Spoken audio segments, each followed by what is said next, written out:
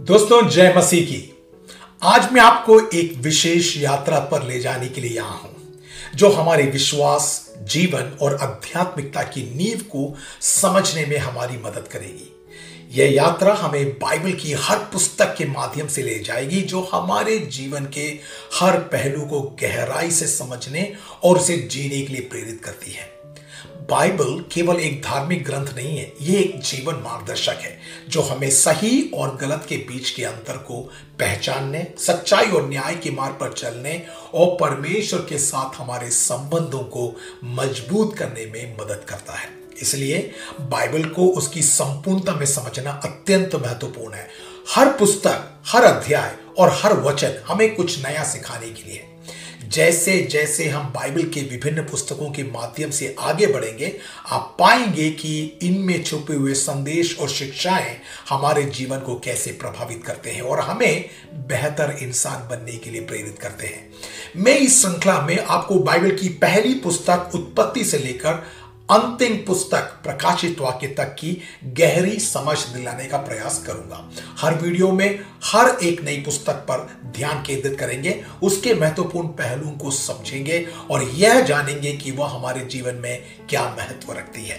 तो चलिए इस आध्यात्मिक यात्रा की शुरुआत करते हैं और साथ मिलकर बाइबल के हर पुस्तक को उसकी गहराई से समझने का प्रयास करते हैं। इस यात्रा में मेरे साथ बने रहें और हर वीडियो में नई शिक्षाएं और प्रेरणा प्राप्त करें। So thank you so much और आइए हम अद्भुत यात्रा की शुरुआत करते हैं। सबसे पहली पुस्तक है उत्पत्ति। उत्पत्ति बाइबल का पहला पुस्तक हमें ब्रह्मांड, मानवता और परमेश्वर की शुरुआत की कहानी बताता है। यह पुस्तक न केवल सृष्टि की गाथा है, बल्कि यह हमें इंसान की पहली पीढ़ी, उसके संघर्ष, उसके पाप, उसके साथ परमेश्वर के संबंधों की गहरी समझ भी देता है। उत्पत्ति में आदम और हव्वा की कहानी से लेकर यूसुफ की मिस्र यात्रा तक की घटनाएं हैं, जो हमें यह सिखाती है कि परमेश्वर का मार्गदर्शन कैसे मनुष्य की यात्रा को आकार देता है। इस पुस्तक की कहानियां न केवल ऐतिहासिक और धार्मिक महत्व रखती है, बल्कि वे नैतिकता, विश्वास और जीवन के अर्थ को भी उजागर करती है। इस श्रृंखला में पहली कहानी जो उत्पत्ति की किताब कहती है, वो है सृष्टि की कहानी। कई हजार साल पहले जब कुछ भी नहीं था, तब परमेश्वर ने सृष्टि की शुरुआत की। उत्पत्ति के पहले अध्याय में बताया गया है कि कैसे परमेश्वर ने पहले दिन आकाश और पृथ्वी को बनाया। पहले पृथ्वी सूनी और अंधेरी थी और परमेश्वर ने कहा रोशनी हो, और रोशनी हो गई। परमेश्वर ने रोशनी को अंधकार से अलग किया और इसे दिन और रात कहा। दूसरे दिन परमेश्वर ने आकाश बनाया, जो पानी के ऊपर और नीचे बांटता था। तीसरे दिन परमेश्वर ने जल को एक जगह इकट्ठा किया ताकि सूखी भूमि जमीन दिखाई दे, और उसने इसे भूमि और समुद्र कहा। इसके साथ ही परमेश्वर ने पेड़ पौधों को और हर प्रकार के फल देने वाले पेड़ों को उगाया। चौथे दिन परमेश्वर ने सूरज, चांद और तारों को बनाया ताकि वे दिन और रात में प्रकाश दें और समय को दर्शाएं। पांचवें दिन परमेश्वर ने जल में मछलियों और आकाश में पक्षियों को बनाया। छठे दिन परमेश्वर ने जानवरों को बनाया जो भूमि पर चलते, और फिर उन्होंने मनुष्य को अपनी छवि में बनाया। परमेश्वर ने पुरुष और महिला दोनों को आशीर्वाद दिया और उनसे कहा कि फले फूले और पृथ्वी को भर दें। सातवें दिन परमेश्वर ने अपने काम को पूरा किया और इसे विश्राम का दिन घोषित किया। यह दिन पवित्र था और परमेश्वर ने इसे आशीष दिया। उत्पत्ति किताब की दूसरी कहानी आदम और हव्वा की कहानी है। सृष्टि के बाद परमेश्वर ने पहले आदम को बनाया और उसे एक अद्भुत बाग में रखा गया, जिसे अदन का बगीचा कहा जाता है।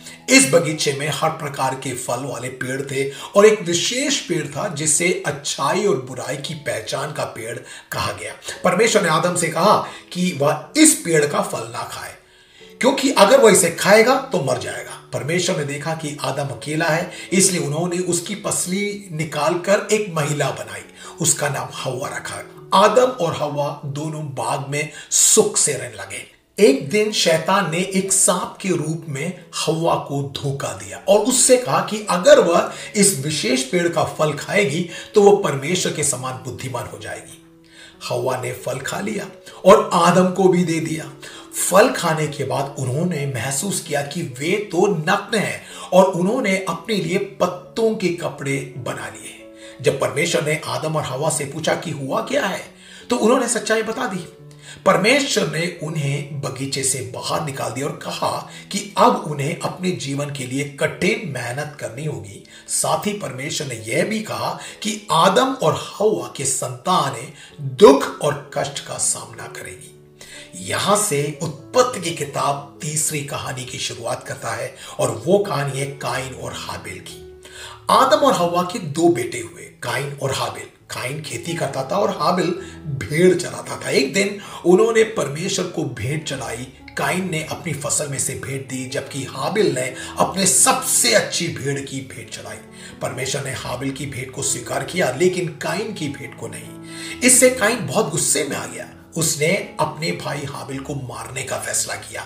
एक दिन जब वे दोनों खेत में थे, काइन ने हाबिल को मार डाला। जब परमेश्वर ने काइन से उसके भाई के बारे में पूछा, तो काइन ने झूठ बोला और कहा, क्या मैं अपने भाई का रखवाला हूं?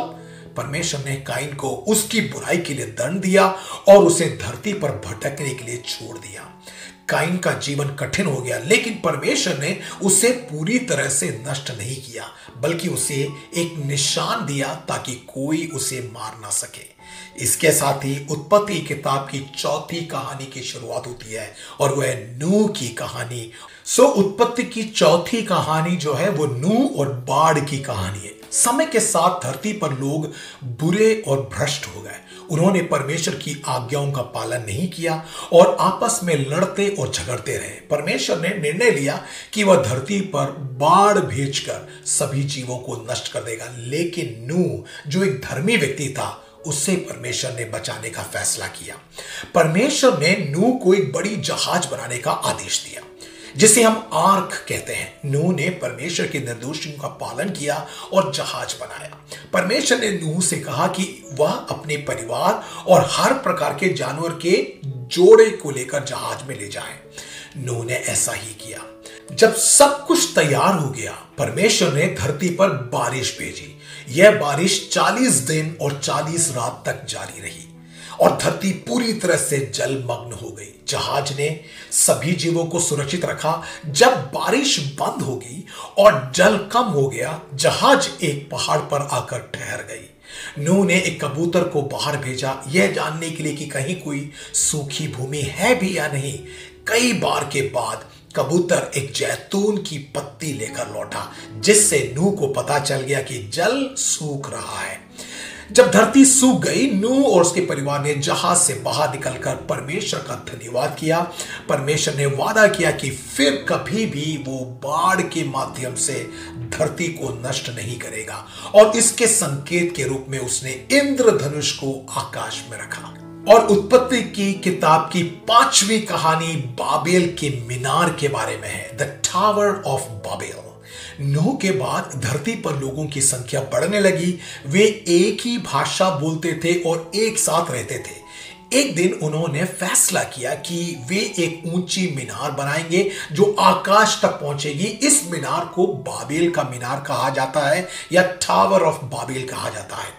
लोग मीनार बनाने में जुट गए, लेकिन परमेश्वर ने देखा कि वे घमंड में आ गए और अपनी शक्ति दिखाना चाहते हैं। परमेश्वर ने उनकी योजना को विफल किया और निर्णय लिया। उन्होंने लोगों की भाषा को अलग अलग कर दिया ताकि वे एक दूसरे को समझ ना सके। इससे उनकी मीनार बनाने की योजना रुक गई और लोग धरती के विभिन्न हिस्सों में फैल गए। इस तरह बाबेल की मीनार अधूरी रह गई और लोग अलग अलग भाषाओं और संस्कृतियों में विभाजित हो गए। इसी के साथ उत्पत्ति की किताब 6वीं कहानी को आपके सामने रखती है और यह कहानी है अब्राहम का जीवन, the life of Abraham.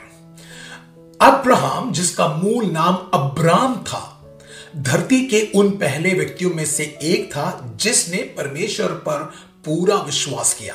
Abram का जन्म ऊर नामक एक शहर में हुआ। परमेश्वर ने अब्राम से कहा कि वह अपने देश और परिवार को छोड़कर एक नए देश में जाए जिसे वह उसे दिखाएगा। अब्राम ने परमेश्वर की आज्ञा मानी और अपनी पत्नी सारा और उसके भतीजे लूत के साथ यात्रा पर निकल पड़ा। परमेश्वर ने अब्राम को वादा किया कि वह उसे एक बड़ा राष्ट्र बनाएगा और उसके संतानों को धरती भर में फैलाएगा। अब्राम ने कनान नामक देश में रहना शुरू किया। वहां परमेश्वर ने उससे कहा कि उसकी संतानें इस देश में बसेंगी और यह देश हमेशा के लिए उसकी होगी। परमेश्वर ने अब्राहम को यह भी वादा किया कि उसकी संतानें इतनी होगी जितनी आकाश में तारे और समुद्र किनारे की रेत है। हालांकि अब्राम और साराई के कोई बच्चे नहीं थे। एक दिन परमेश्वर ने अब्राम से कहा कि वह उसकी संतान को आशीर्वाद देगा। अब्राम का नाम बदलकर अब्राहम और साराई का नाम बदलकर सारा रख दिया। सारा को एक बेटा हुआ जिसका नाम इसहाक रखा गया। इस दौरान अब्राम का भतीजा लूत सदोम और अमोरा नामक शहर में रहने लगे। ये शहर बहुत बुरे थे और परमेश्वर ने उन्हें नष्ट करने का फैसला किया। लेकिन परमेश्वर ने लूत और उसके परिवार को इन शहरों से बाहर निकालने का आदेश दिया। लूत और उसका परिवार भाग गया, लेकिन लूत की पत्नी ने पीछे मुड़कर देखा और वह नमक की मूर्ति बन गई। अब्राहम और सारा अपने बेटे इसहाक के साथ खुश थे। एक दिन परमेश्वर ने अब्राहम की परीक्षा लेने का निर्णय लिया। उसने अब्राहम से कहा कि वह अपने बेटे इसहाक को बलि के रूप में चढ़ाए। अब्राहम ने परमेश्वर की आज्ञा का पालन किया और इसहाक को बलि के लिए ले गया। लेकिन जब वह इसहाक की बलि करने ही वाला था, परमेश्वर ने उसे रोका और कहा, उसने अब्राहम की निष्ठा देख ली है। इसके बाद परमेश्वर ने अब्राहम को आशीर्वाद दिया और कहा कि उसकी संतानों के माध्यम से सभी राष्ट्र आशीष पाएंगे। इसी के साथ इस कड़ी की अगली कहानी उत्पत्ति किताब में इसहाक और इश्माइल की होती है। अब्राहम का दूसरा पुत्र इस्माइल हागार से था, जो सारा की दासी थी। सारा ने जब देखा कि वह वृद्धावस्था में गर्भवती नहीं हो पा रही है, तो उसने अब्राहम से कहा कि वह हागार से एक संतान उत्पन्न करे। इश्माइल का जन्म हुआ और अब्राहम ने उसे अपने पुत्र के रूप में स्वीकार किया। लेकिन जब इसहाक का जन्म हुआ, सारा ने इस्माइल और हागार को उनके घर से निकालने के लिए कहा। अब्राहम यह करने में हिचकिचा रहा था, लेकिन परमेश्वर ने उससे कहा कि वह सारा की बात मान ले और हागार और इस्माइल को जाने के लिए कहे। परमेश्वर ने अब्राहम से वादा किया कि इस्माइल से भी वो एक बड़ा राष्ट्र उत्पन्न होगा। हागार और इस्माइल रेगिस्तान में चले गए और जब वे पानी के बिना तड़प रहे थे, परमेश्वर ने उनकी मदद की और उन्हें एक झरने का पानी दिया। इस्माइल बड़ा हुआ, वह ताकतवर तीरंदाज बना। उसके वंशज आगे जाकर एक बड़ा राष्ट्र बन गए। इसहाक अब्राहम और सारा के प्यार और आशीर्वाद में बड़ा हुआ। जब इसहाक बड़ा हुआ तो अब्राहम ने उसे एक उपयुक्त पत्नी दिलाने का निर्णय लिया। उसने अपने सेवक को भेजा कि वह अपने परिवार से एक लड़की चुने। सेवक ने रिबेका को इसहाक के लिए चुना और वे विवाह कर लिए। यहां से उत्पत्ति किताब की 8वीं कहानी प्रारंभ होती है और यह कहानी है याकूब का जीवन। इसहाक और रिबेका के जुड़वे बेटे थे, एसाव और याकूब। एसाव बड़ा था और वह अपने पिता का प्रिय था, जबकि याकूब अपनी मां रिबेका का प्रिय था। एक दिन जब एसाव शिकार से थका हुआ लौटा और उसने याकूब से खाने के लिए कुछ मांगा, याकूब ने उससे कहा कि खाना तो मैं दे दूंगा, लेकिन अपनी ज्येष्ठता का अधिकार तो मुझे दे दे। एसाव ने यह अधिकार याकूब को दे दिया। इसके बाद जब इसहाक वृद्ध हो गया, नेत्रहीन हो गया, याकूब ने अपने पिता को धोखा दिया और अपने बड़े भाई का आशीर्वाद ले लिया।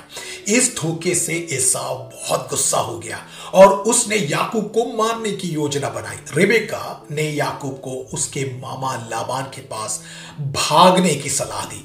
याकूब अपने मामा के पास चला गया। वहां उसे लाबान की बेटी राहेल से मोहब्बत हो गया। लाबान ने याकूब से कहा कि वह 7 साल तक काम करे और फिर राहेल को विवाह कर ले। याकूब ने ऐसा ही किया, लेकिन लाबान ने उसे धोखा देकर राहेल की बहन लिया से उसका विवाह करा दिया। याकूब ने इसके बाद राहेल से भी विवाह किया और उसके लिए फिर 7 साल और काम किया। याकूब के 12 बेटे हुए, जो इस्राएल की 12 जनजातियों के पूर्वज बने। एक दिन जब याकूब अपने परिवार के साथ लौट रहा था, परमेश्वर ने उसका नाम बदलकर इज़राइल रख दिया। याकूब का जीवन संघर्ष और आशीर्वादों का मिश्रण था और उसने परमेश्वर के साथ अपनी निष्ठा बनाए रखी। यहां से उत्पत्ति किताब अगली कहानी की शुरुआत करती है और वह है यूसुफ की कहानी, द स्टोरी ऑफ जोसेफ। याकूब का बेटा यूसुफ अपने भाइयों में सबसे प्यारा था क्योंकि वह राहेल से पैदा हुआ था। यूसुफ को परमेश्वर ने विशेष सपनों के माध्यम से आशीष दिया था। एक दिन उसने अपने भाइयों को बताया कि उसने सपने में देखा कि वे सभी उसके सामने आकर झुक रहे हैं। उसके भाइयों को बड़ा गुस्सा आया और जलन भी हुई। भाइयों ने योजना बनाई कि वे उसे मार डालें, लेकिन बाद में उन्होंने एक काफिले को भेज दिया जो मिस्र जा रहे थे। यूसुफ को मिस्रियों के हाथ में एक धनी व्यक्ति फुतीफर के घर में एक गुलाम के रूप में बेच दिया और वह उस घर का प्रमुख बन गया। लेकिन फुतीफर की पत्नी ने यूसुफ पर झूठा आरोप लगाया और उसे जेल में डाल दिया गया। जेल में यूसुफ ने फिर से सपनों की व्याख्या की और उसकी व्याख्याएं सच साबित हुई। फिरौन जो मिस्र का राजा, उसने भी एक दिन सपना देखा जिसे कोई नहीं समझ सका। यूसुफ को बुलाया गया और उसने फिरौन के सपनों की व्याख्या की और 7 साल की समृद्धि के बाद 7 साल की अकाल के बारे में बताया। फिरौन ने यूसुफ को मिस्र का प्रधानमंत्री बना दिया और उसने भंडारों में अनाज एकत्रित करने की योजना बनाई ताकि अकाल के समय मिस्र को भूख से मरने ना पड़े। जब अकाल का समय आया तो यूसुफ के भाई मिस्र आए और अनाज खरीदने के लिए उसके सामने झुक गए, जैसे कि सपने में हुआ था। यूसुफ ने उन्हें पहचान लिया और उन्होंने उसे नहीं पहचाना। कई घटनाओं के बाद यूसुफ ने अपने भाइयों को बताया कि वह कौन है। उसने उन्हें क्षमा भी कर दिया और अपने पिता याकूब को भी मिस्र बुला लिया। यूसुफ ने अपने परिवार को मिस्र में बसाया और उनके लिए सबसे अच्छी जमीन दी। उन्होंने वहां सुखपूर्वक जीवन बिताया। तब याकूब की मृत्यु हुई और उसे कनान में दफनाया गया।